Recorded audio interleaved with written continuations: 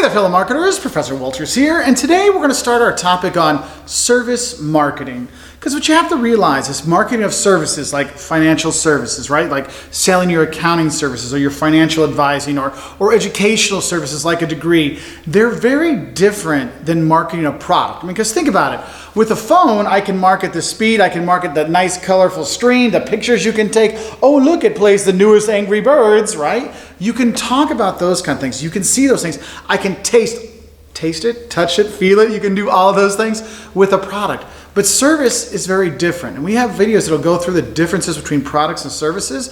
But in general, what you have to realize is service is the driving force behind the US economy. It's over 75% of the US economy is driven by services, financial services, medical services, educational services, legal services, all those kind of things. That's what's driving the economy. That's why when the coronavirus hit, you had all the crashes in the stock market because people were no longer going out to buy services. I wasn't going to watch that movie. I didn't want to go to class. I didn't want to hit up my CPA to do my taxes. I didn't want to get out. And therefore, people were not going in using those services. So the impact on the economy was, it's like outstandingly horrible because of that. And the stock market reflected that, how it went down.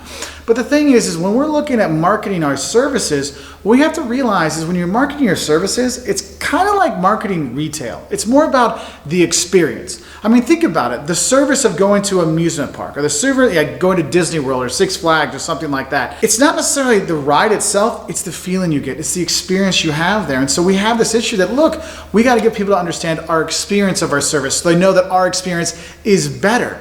Because think about it. If you look at education, I mean, there's a lot of universities now that are going online. Well, the thing is a lot of them are using the same textbook. So if they're all using the same textbook, shouldn't it be the same educational service every time? Well, no. There's the delivering of the education, right? That can be very different. And I'm sure a lot of you are taking online classes and you're seeing that difference of having an online class versus a face-to-face thing. I know for me, the delivering of my service, of my education to my students who are usually right here with me. Miss you, Caroline. Miss you guys. Hope you're doing okay, CJ. Thinking of you, buddy. And what you end up having is it's a very different experience, right? And so the service is very different. Because when you really think about it, a lot of it comes down to perspective. If we're looking at service experiences, I know I have friends of mine that are surgeons, right? And they'll do the exact same surgery on two different people and they'll be like, hey, I think this surgery went great. And one person's like, oh, this is awesome. The other person's like, I'm going to sue you for malpractice because my knee doesn't work as well. I mean, I've had doctors that go in like, look, this person can't walk. And they give them a new knee and they're like, they can walk again. They're like, thank you, doctor. This is wonderful. Thank you so much. And other people, they can't walk. They get them a good knee and they're like, oh, I expected I'll be able to jump super high again. And I can't. So this service was bad. I mean, that's the thing you're looking at as service marketing. It's really hard to kind of compare those things. Look at you and your friends. I mean, how many of you have a favorite movie that your friends don't like? Again, marketing of movies, of services and stuff like that can be very difficult because there's different perspectives people have, different kinds of ideas of their experiences. So what ends up happening in service marketing, we start to focus more on customer relationships necessarily than like a product kind of thing. Because you might identify with your Samsung phone, right? Or your iPhone or something like that, but it's the relationships you have in service marketing that gets you to go back. I go back to my same accountant, Anita. I love her to death. She's awesome. She's helped me out for years. And I go back to because we have a relationship.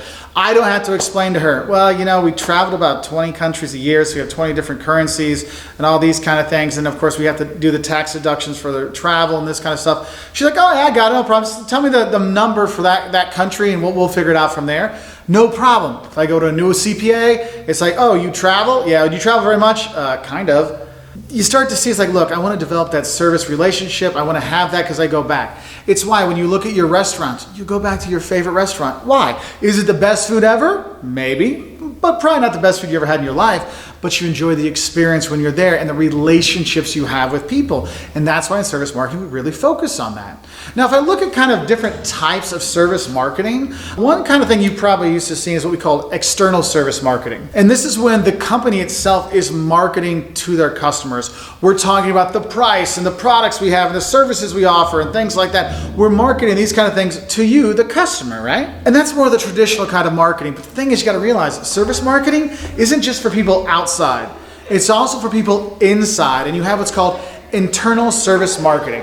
Okay, think about it. Have you ever had a job that actually marketed to you? I know for me, during the football season where I work, the university markets to the professors and the staff, hey, why don't you come to the football game this weekend? Hey, we can get you cheap tickets. Hey, 4 for 44. They have all this kind of stuff where they're actually marketing to us. But I'm like, I already work for you. Why are you marketing to me? Because sometimes you do want to do internal service marketing, letting people know, hey, we have a talk on retirement planning. Hey, we have a talk on how to plan online classes. So they're actually marketing their services internally.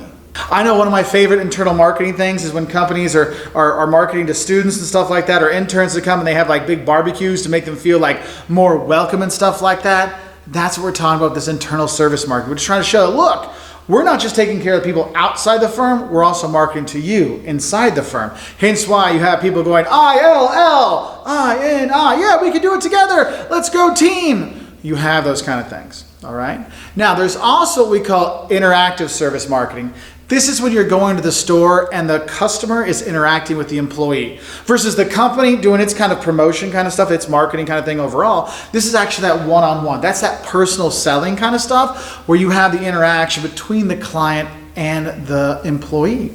And that's why it's really important that you train your employees, your service employees, how to deal with your customers, how to work with your customers. I mean, we travel a lot and I've been impressed. I've seen some really pissed off people at the airport and the Delta agents. Thank you very much, sir. I hope you have a great day. I'm sorry we had these issues. How can I help out? Like, they're so calm, they're so cool, they're so chill, even though people are like, I missed my flight, what's going on? They're like, well, let's see what we can do, sir. Here we go. I can get you another flight to Atlanta. And I'm like, dang, how do they do that? It's because they've been trained to interact with upset clients. And that really helps.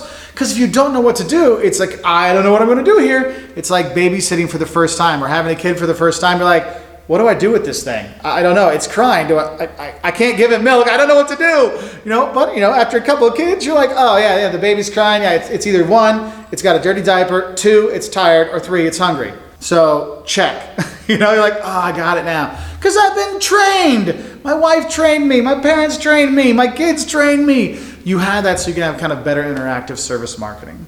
So I hope this helps you understand overall just like what service marketing is. It is the selling and marketing of educational services, financial services, legal services, medical services, any kind of services out there. Your garbage service, this kind of stuff, that's what it is. So I wish you all the best. And if you have any comments or questions or anything like that, leave in the comment section below. We really appreciate your comments, likes, subscriptions, all that kind of fun stuff. And I wish you all the best. Bye.